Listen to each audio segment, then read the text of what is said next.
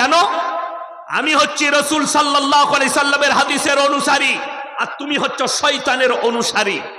আমার নবীজি সাল্লাল্লাহু আলাইহি সাল্লাম বলেছেন, তুমি দেখো না তোমার বাড়ির পাশে কে আছে, সে হিন্দু হোক, দলিত হোক, আদিবাসী হোক, ক্ষুধার্ত হলে খাবার দাও, বস্ত্রহীন হলে বস্ত্র দাও, বিপদে পড়লে পাশে দাঁড়াও। তার মানে এটা নয় যে তার বাড়িতে পুজোর অনুষ্ঠান হবে আর ইয়াসিন যোগ দিতে যাবে। এটার মানেটা এটা নয়। শুনেলেন, কোরআনে আছে লা ইলাহা উলাই ওয়ালা ইলাহা উলা, তোমরা দুটো নৌকায় পা দিও না। আমাদের দেশের কিছু লোক দু নৌকায় পা দিয়ে আছে। ওই দিকটাও রাখ, এই দিকটাও রাখ। কিয়ামতের দিনে যদি ঠাকুরের দিকটা ঠিক যায় তো ওই মালে ঢুকবো, আর এই দিকটা গেলে এই দিকে, মানে দুটো দরজা খুলে রাখছে। দু নৌকায় যারা পা দিবে সে মাল 100% মারা যাবে। আমার আল্লাহ কোরআনে নিষেধ করলেন দুটো নৌকায় পা। আমাদের এলাকায়, শুধু আপনাদের এলাকায় হিন্দু মুসলিম আছে, আমার বর্ধমানে নেই, চলুন, আমার বাজারে নেই, আমার গ্রামে নেই, আমার এলাকায় নেই। আপনারা গিয়ে আমার থানায় জিজ্ঞেস করবেন, থানার নাম গলসি থানা, ইয়াসিন সাহেব কেমন মানুষ, হিন্দু মুসলিমের সঙ্গে আমার ব্যবহার কেমন, আমি তাদের সঙ্গে কি ব্যবহার করি। আমি এই যে ভাষাটা বলতে যাচ্ছি, এটা কোনো ইউটিউবার ছাড়বেন না, কিন্তু কেটে দিবে। যারা রেকর্ডিং করছেন এই ভাষা কেটে দিবেন, এটা বলাটা আমার জন্য গুনাহ হয়ে যাবে। কিন্তু বলছি, যাদের মনে কিন্তু যাচ্ছে যে ইয়াসিন সাহেব মনে হয় হিন্দুদিকে ইনসেলেট করছে, আল্লাহর কসম করে বলছি না। লকডাউনে আমার গ্রামে 5000 বাড়ি আছে, সব মুসলিম। 35 ঘর, 15 ঘর বাগদি আছে, 20-25 ঘর দাস আছে, 40 ঘর হবে সব মিলিয়ে দাস আর বাগদি, এগুলো মিলিয়ে। লকডাউনে আমার কোনো ভালোবাসার লোক অনেক খাবার পাঠিয়েছিল, এটা গরিব দিকে বেটে দেন, লড়ি করে আমার কাছে এসছে। তো আমি সর্বপ্রথম লিস্ট করিয়েছি আমার ম্যানেজারকে দিয়ে, ওই দাসদের আর বাগদিদের, ওদের সব থেকে বেশি অভাব চলছে, ওরা খেটে খায় লোকের কাছে, এদের লিস্টটা আগে করো, এদের বাড়িতে আগে পৌঁছাও। আমার মনে বিদ্বেষ থাকলে তো পৌঁছাতাম না। কেন? আমি হচ্ছি রাসূল সাল্লাল্লাহু আলাইহি সাল্লামের হাদিসের অনুসারী, আর তুমি হচ্ছ শয়তানের অনুসারী। আমার নবীজি সাল্লাল্লাহু আলাইহি সাল্লাম বলেছেন, তুমি দেখো না তোমার বাড়ির পাশে কে আছে, সে হিন্দু হোক, দলিত হোক, আদিবাসী হোক, ক্ষুধার্ত হলে খাবার দাও, বস্ত্রহীন হলে বস্ত্র দাও, বিপদে পড়লে পাশে দাঁড়াও। তার মানে এটা নয় যে তার বাড়িতে পুজোর অনুষ্ঠান হবে আর ইয়াসিন যোগ দিতে যাবে। এটার মানেটা এটা নয়। শুনেলেন, কোরআনে আছে লা ইলাহা উলাই ওয়ালা ইলাহা উলা, তোমরা দুটো নৌকায় পা দিও না। আমাদের দেশের কিছু লোক দু নৌকায় পা দিয়ে আছে। ওই দিকটাও রাখ, এই দিকটাও রাখ। কিয়ামতের দিনে যদি ঠাকুরের দিকটা ঠিক যায় তো ওই মালে ঢুকবো, আর এই দিকটা গেলে এই দিকে, মানে দুটো দরজা খুলে রাখছে। দু নৌকায় যারা পা দিবে সে মাল 100% মারা যাবে। আমার আল্লাহ কোরআনে নিষেধ করলেন দুটো নৌকায় পা দিও না। নদীর ওপরে যদি নৌকা থাকে, কেউ যদি বলে যে এটা ডুববে না এটা ডুববে জানি না, তো এক কাজ করি, ওই নৌকায় একটা পা, এই নৌকায় একটা পা, কে আগে মরবে? সে মালটা যাবে না? যাবে না। খালি যদি নৌকাটা সরে যায় তো ও 100% ডুবে মরবে। ওই জন্য কোরআনে আল্লাহ বললেন দু নৌকায় পা রেখো না। আমার উপরে বিশ্বাস আনো, সবাই আনবেন, জোরে বলুন ইনশাআল্লাহ।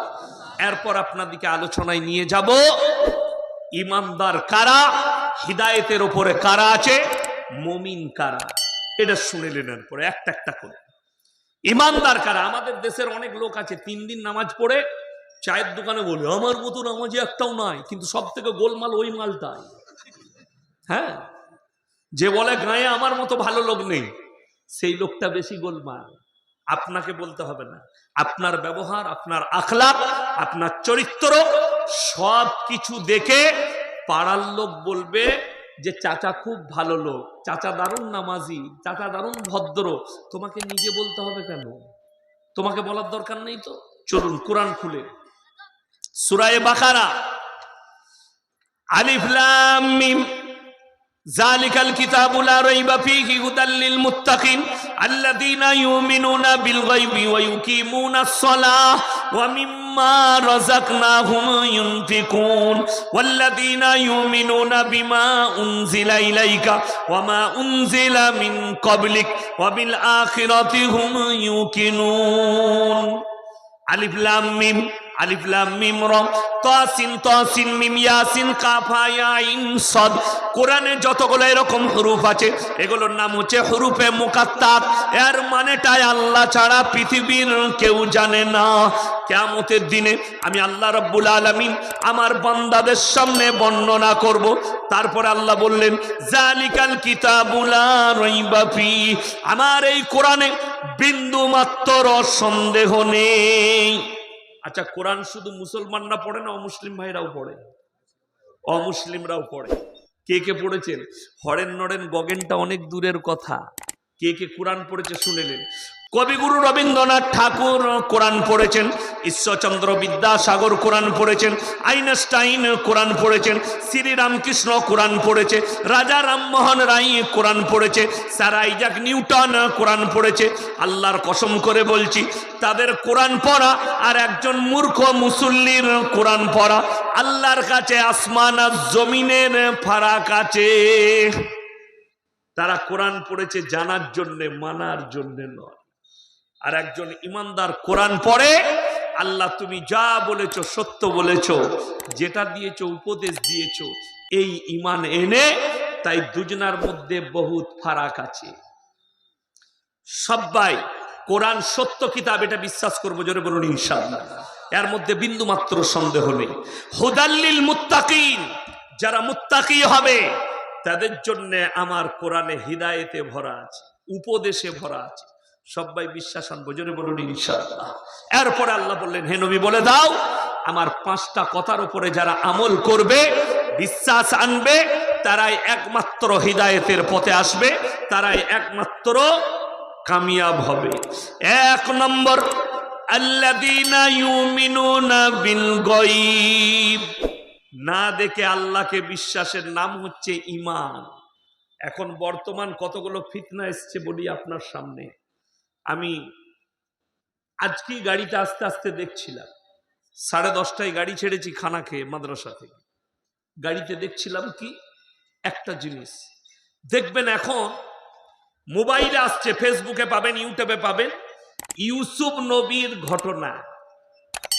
একটা সুন্দর যুবককে ইউসুফ নবী বানিয়েছে, একটা মেয়েকে জুলাইখা বানিয়েছে, বাদশার বিবি একজনকে বাদশা বানিয়েছে। দেখেছেন না দেখেননি আপনারা?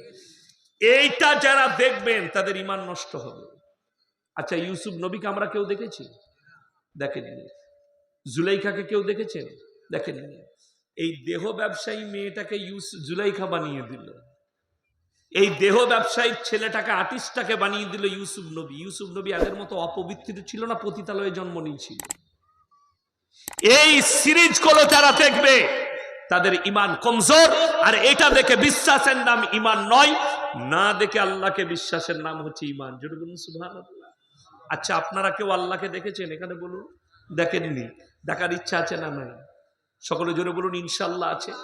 যদি দেখতে চান, আপনাকে আইয়ুকুম আহসানু আমালা, ভালো আমল করে মুমিন হতে হবে আপনাকে দেখতে গেলে।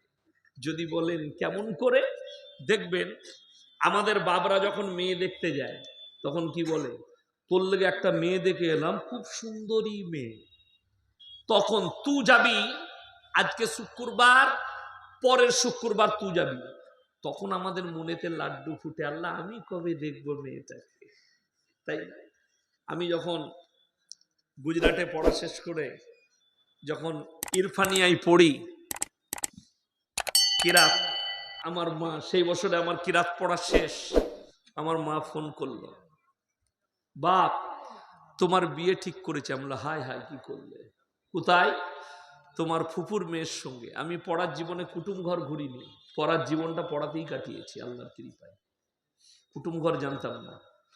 তো আমি বললাম তাইলে আমি দেখব। বললে তাইলে দেখতে হলে তুমি বাকরা ঈদের ছুটি পড়বে, ছুটিতে চলে এসো। যাবো। আব্বাজি টাকা পাঠালো, আমি টিকিট করলাম, অমুক তারিখে টিকিট, ছুটি পড়বে, যাব। তো আমি রোজ একবার করে টিকিটটা বার করে দেখতাম, আল্লাহ আজকে কত তারিখ হলো, ভেতরটা খালি বলতো কবে টিকিটটা হবে, কবে যাব, কবে দেখব। এটা হচ্ছে মানুষের নফসের খায়সিয়াত, আপনার লোভ।